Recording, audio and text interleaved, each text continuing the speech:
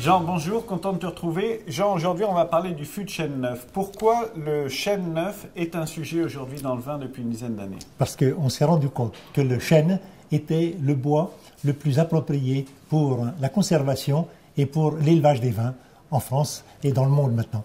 Mais alors, pourquoi avoir ramené ça à 12 flacons, 3 x 4 si je sais compter? Parce que tous les arômes qui vont être issus des fûts neufs, on les retrouve dans ces 12 flacons. Absolument. Dans les fûts neufs, on retrouve absolument tous ces 12 flacons parce que ce sont 12 flacons qui ont été identifiés par des molécules qu'on a pu reconnaître par des moyens scientifiques. Donne-nous des exemples concrets des arômes qu'on va retrouver. Très concrètement, par exemple, on va prendre des vins vinifiés avec un fût de chêne neuf américain, par exemple. On s'aperçoit que ces bois développent des arômes de noix de coco. C'est des whisky lactones qu'on a identifiés dans les vins, et ça, c'est une typicité. Si je te faisais sentir un fût de chêne américain à côté d'un fût de chêne du Tronchet, par exemple, tu ferais facilement la différence. On ne se trompe pratiquement jamais. Quelle est l'influence? Comment tu résumerais l'influence du bois neuf sur l'élevage du vin? Eh bien, cette influence, pour moi, elle se passe la première année de la mise en fût du vin.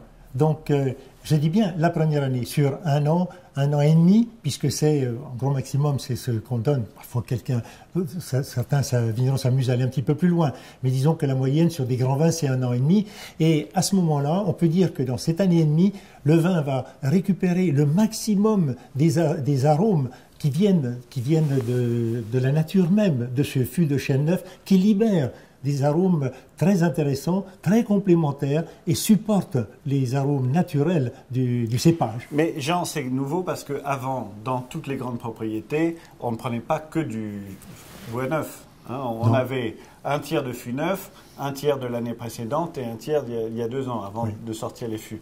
Maintenant, beaucoup d'amateurs et je dirais de puristes disent avec ce bois neuf, vous masquez les défauts du vin, vous le surboisez, on ne retrouve plus la finesse et l'élégance qu'on a connue. C'est le danger. Effectivement, je pense que l'excès de l'utilisation du bois neuf sur certains vins qui n'ont pas la densité suffisamment de tanin, de corps, je dirais, pour pouvoir supporter la force du fût de chêne neuf. Et c'est là que se fait la différence et que le fût de chêne prend le pas et masque la nature même d'un cépage ou d'une région. Ça, c'est inacceptable. L'utilisation du fût neuf suppose quand même une certaine technicité du tonnelier, une vraie complicité avec le client, parce que j'ai vu des propriétaires de domaines venir choisir eux-mêmes leur bois et exiger un certain niveau de chauffe pour ne pas abîmer leur vin, justement, pour qu'on respecte les éléments fondamentaux de ce qui fait la supériorité de leur cru.